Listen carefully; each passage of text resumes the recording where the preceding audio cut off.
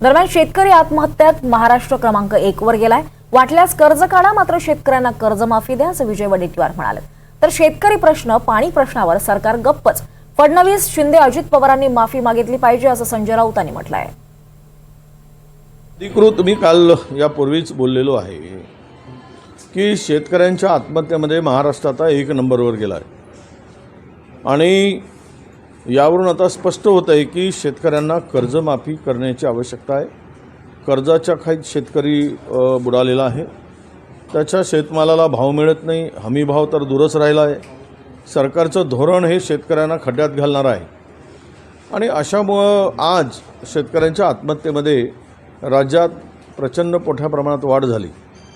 शेतकऱ्यांचा बळी घेण्यासाठी तुमचं धोरण असेल तर सरकार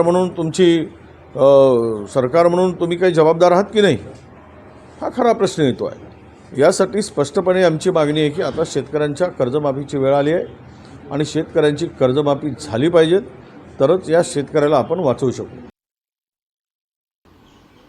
कैलासच्या आत्महत्येचं पातक या सरकारवर आहे आणि या सदोष मनुष्यवधाचा गुन्हा कोणावर दाखल करावा, कैलास यांच्या, त्याचा खुलासा राज्याच्या मुख्यमंत्र्यांनी करणं गरजेचं आहे। पण सरकार शेतकऱ्यांचे प्रश्न कधी सोडवणार, शेतकऱ्यांना दिलेली वचनं कधी पूर्ण करणार? आपलाच जाहीरनामा पुन्हा एकदा वाचावा अजित पवारांनी, शिंद्यांनी आणि मिस्टर देवेंद्र फडणवीस यांनी माफी मागितली पाहिजे या आत्महत्येबद्दल की आम्ही जबाबदार होत्या आत्महत्येला। अत्यंत दुर्दैवी गोष्ट।